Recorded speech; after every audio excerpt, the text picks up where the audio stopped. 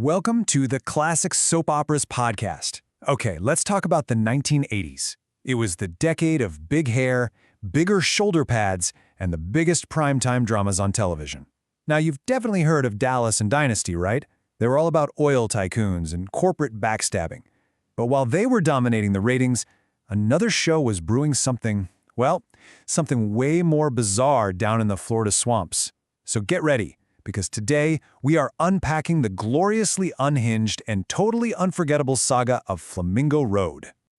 You gotta understand, this came from Lorimar Productions, the same powerhouse that gave us Dallas. So NBC was betting big on this one, hoping to win the primetime soap wars. And the setting? Oh, it was perfect. The fictional, sticky, and deeply corrupt town of Truro, Florida. Just picture it, a place where that old Southern Gothic charm meets pure, over-the-top, unadulterated melodrama. All right, so the story gets going with a TV movie in 1980 that introduces us to the town's ruling family, the Weldons. They own the paper mill, and in a town like Truro, that basically means they own everything and everyone. But of course, under that picture-perfect surface, there is a whole foundation of secrets just waiting to blow the whole town sky high. So who are the main players in this mess? Well, at the heart of it, you've got your classic love triangle. There's Field Carlisle, he's the ambitious deputy who wants it all, and he's caught between two totally different women. But the real puppet master? That's Sheriff Titus Semple. This is a guy who has his thumb on absolutely everyone in Truro, and he's pulling all the strings.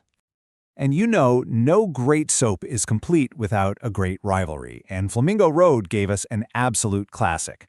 On one side, you have the sweet, innocent Lane Ballou, a singer who gets stranded in town. And on the other, you've got the spoiled, scheming, and fabulous heiress Constance Weldon. They both want Field Carlisle, and let me tell you, Constance will stop at absolutely nothing to make sure she wins.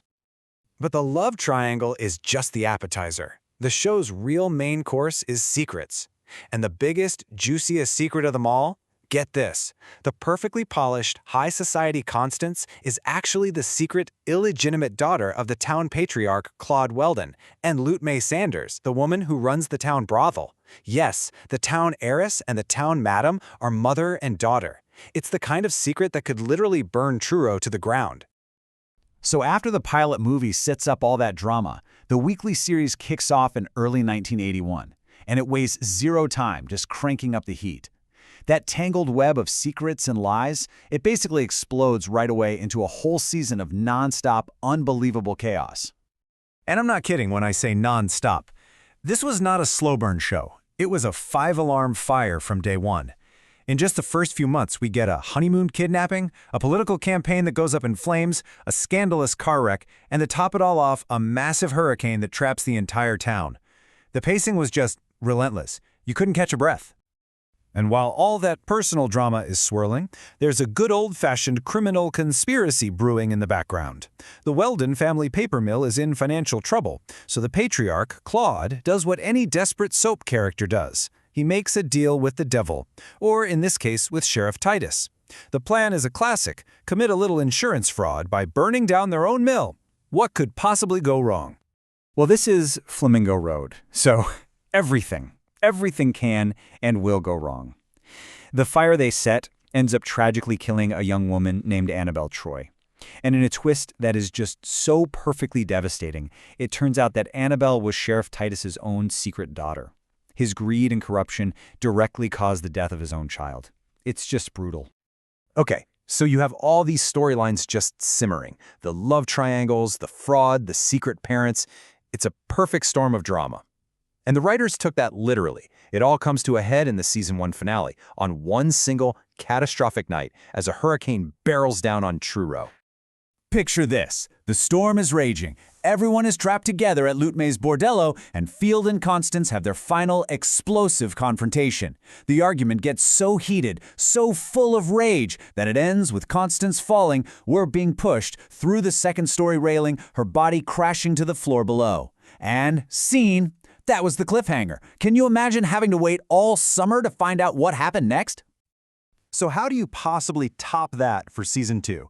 Just when you thought this show could not get any more outrageous, they introduced the show's ultimate villain, a man who makes Sheriff Titus look like a small-time crook. His name was Michael Tyrone, and he was here to play a whole different game. So who is this guy? Well, Michael Tyrone is not just another corrupt businessman. He is a man on a mission of pure, calculated revenge. See, years ago, his father was convicted of a murder, and the men responsible for putting him away were Field's father, who is the judge, and of course, Sheriff Titus. And now, Tyrone is back in Truro to make every single one of them pay.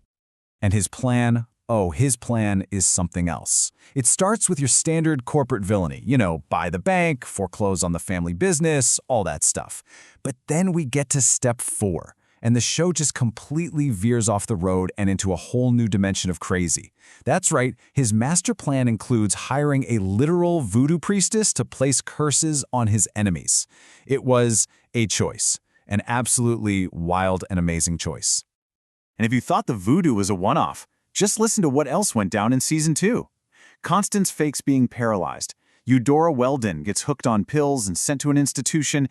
Titus bombs a newspaper, blinding a main character. And Michael Tyrone tries to kill people in a plane crash before successfully murdering his own sister.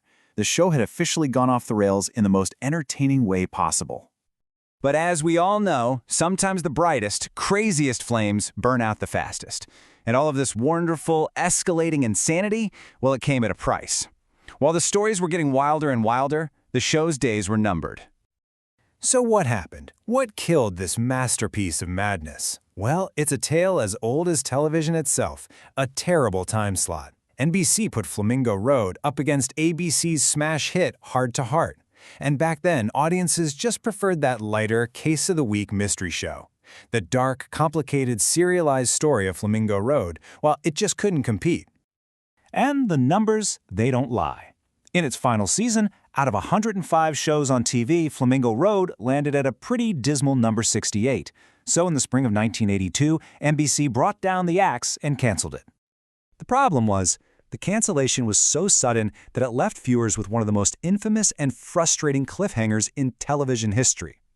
After a whole season of watching this guy terrorize the town, it seemed like Michael Tyrone was finally going to get what was coming to him. Or was he? Okay, so here's how they left us hanging. For good. Michael Tyrone gets shot, and literally every main character is a suspect. They even arrest Lute May for the crime. But then, in the final, jaw-dropping shot of the entire series, we see Tyrone, alive and well, hiding out in a monastery. And that's it. That's the last thing we ever see. No answers, no justice, just credits. It's maddening. Decades later, the show is mostly a cult favorite, a huge what-if in TV history. But even with that abrupt ending, it did leave behind one absolutely unforgettable legacy. And that legacy is, of course, the one and only Constance Weldon. Played to absolute perfection by Morgan Fairchild, Constance was the ultimate primetime villainess. She was scheming, she was glamorous, and she was so deliciously evil. In fact, she was so iconic that E! Actually ranked her as one of the 50 most wicked women in primetime history, cementing her and this crazy show in the Soap Opera Hall of Fame. So there you have it, the wild, unforgettable, and tragically short ride that was Flamingo Road. If you enjoyed this trip down TV's most chaotic memory lane, please do us a favor and like, subscribe, and tell us what you think in the comments. And now we want to turn it over to you. What classic, forgotten, or completely insane soap opera should we tackle in our next explainer? Drop your suggestions in the comments below. Thanks for watching.